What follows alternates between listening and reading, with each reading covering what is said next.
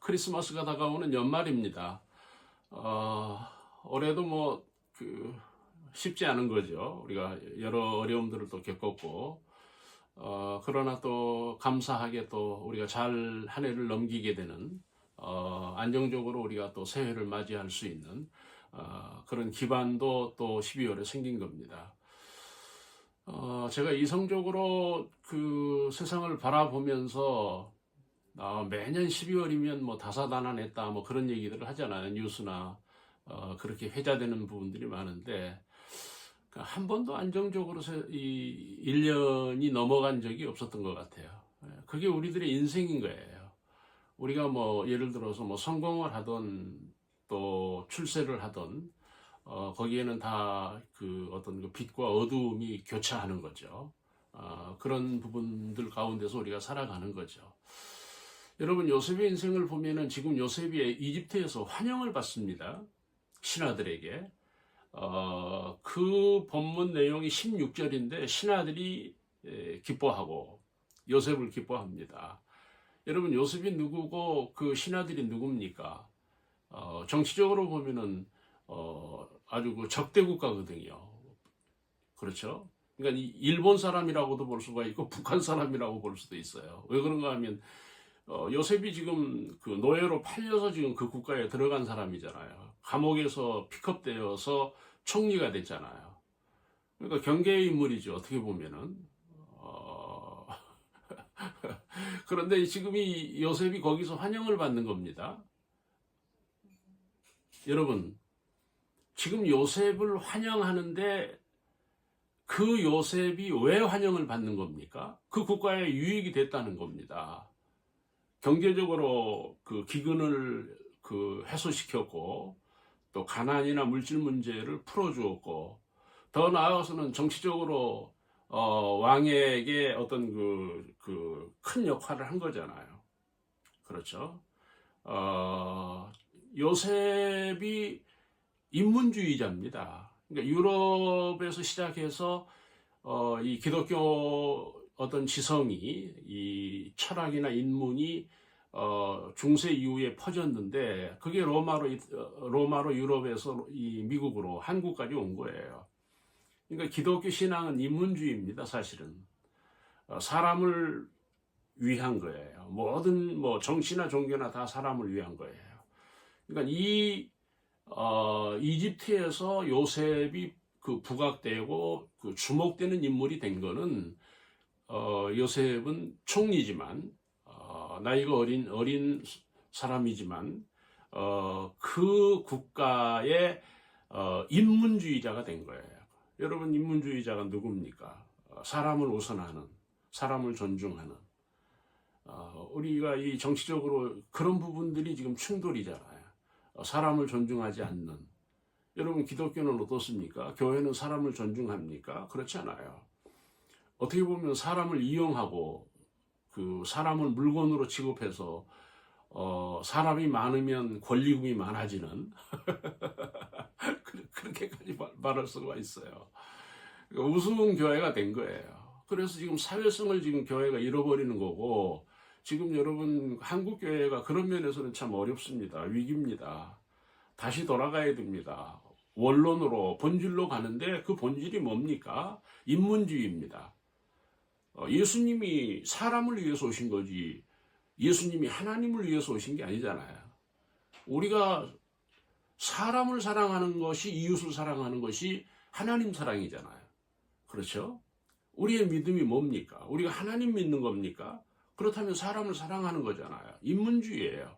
이런 부분들이 결여된 것들이 지금 이 사회적인 충돌로 갈등으로 번지고 있는 그런 것들을 볼 수가 있습니다. 그런 면에서 이 요셉은 정말 큰 인물입니다.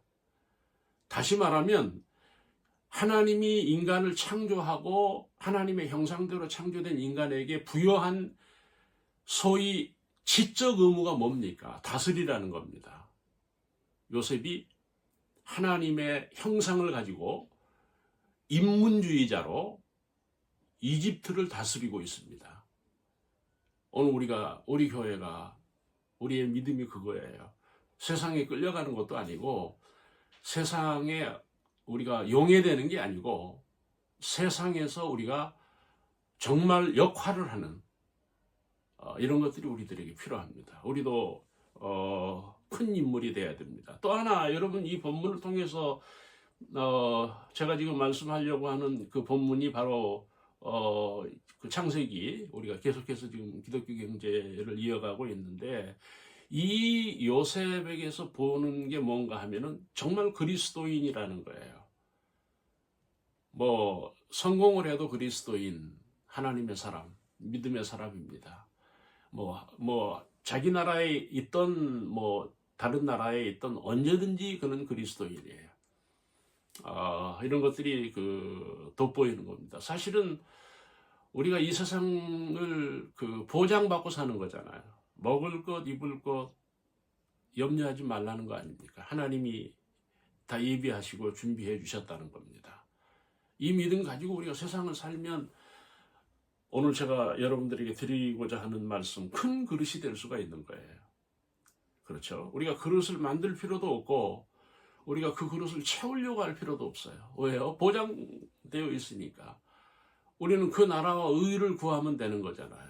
그러니까 요셉이 참 비참하게 애굽에 들어갔는데 들어간 그 요셉의 어떤 그 존재감은 컸다는 거예요. 그게 무엇입니까? 큰 그릇이라는 거예요. 큰 그릇이 뭐예요? 정말 국가를 생각하는, 국민을 생각하는, 그렇죠? 정말 왕에게도 유익이 되는, 정치적으로도 유익이 되는 그 국민을 실제적으로 섬기는, 경제로 섬기는, 경제에 도움이 되고 있는. 여러분 어떤 언론에서는 경제가 어려워진다고 그러잖아요. 지금 세계 경제가 불확실성에 빠져 있는 게 현실이고요. 그러면 이때 여러분 정치인의 그 놀라운 지혜가 필요한 거거든요. 어떤 한 키를 봐야 되거든요. 그런 게 안 나오면 여러분 국민들은 불안한 거죠. 그 지도자를 믿을 수가 없는 거죠. 그게 오늘 그 트럼프를 탄생하게 하는 재소환하는 미국의 그 정치 시스템으로도 볼 수가 있다는 것입니다. 여러분, 요셉은 큰 인물입니다. 진짜 큰 종이에요. 오늘 우리가 그렇게 돼야 돼요. 여러분, 큰 사람이 누구예요? 여러분, 큰 그릇이라 말씀을 드렸는데 큰 그릇이 누굽니까? 기독교식으로 해석하면 종이에요. 지식 다 가지고, 능력 가지고, 여러분, 힘 가지고, 권력 가지고 종이 되는 거예요. 이게 큰 인물입니다. 큰 그릇이, 큰 종입니다. 여러분, 우리가 이 정치 권력을 휘두르는 거 우리가 지금 보고 있지 않습니까? 무서운 거예요. 지도자 무섭습니다. 왜? 거기에 그 손에는 권력이 있잖아요. 더 심하게 표현해 볼까요? 칼이 있어요. 그 손에 총이 있어요. 함부로 우리가 지도자를 세우면 안 된다는 거예요. 요셉은 뭐예요? 요셉은 힘이 있고 총이 있고 능력이 있고 권력이 있는데 그는 철저하게 종으로 사는 거예요. 이집트의 종, 국민의 종, 경제의 종이 되는 거예요. 여러분, 가정에서도 이 남자들이 종이 못 돼가지고 탄핵당하죠. 아버지들이 엄마를 아주 짓누르고 탄핵된 가정들 있잖아요. 그렇죠? 그거 안 돼. 그건 쪼다예요. 진짜 큰 인물은 종이에요. 예수님 하나님이시잖아요. 그렇죠? 그러나 세상을 어떻게 오셨습니까? 어떻게 사신 겁니까? 종으로 사신 거예요. 왕이시면서 종이 되신 거예요. 이런 여유, 이런 멋스러움, 이런 것들이 우리들에게 필요한 겁니다. 왜 힘을 써요? 사람들에게. 종이 돼야지. 왜 능력을 보여요? 능력이 뭐예요? 사랑이 능력이고, 섬기는 게 능력 아닙니까? 그러니까 종이 능력이에요, 종이. 지금 요셉이 인생을 풀어가는 게 다 뭐냐? 종이에요. 여러분, 종이면 풀리는 거예요. 관계도 풀리고, 물질도 풀리고, 상황도 풀리고, 다 풀리는 거예요.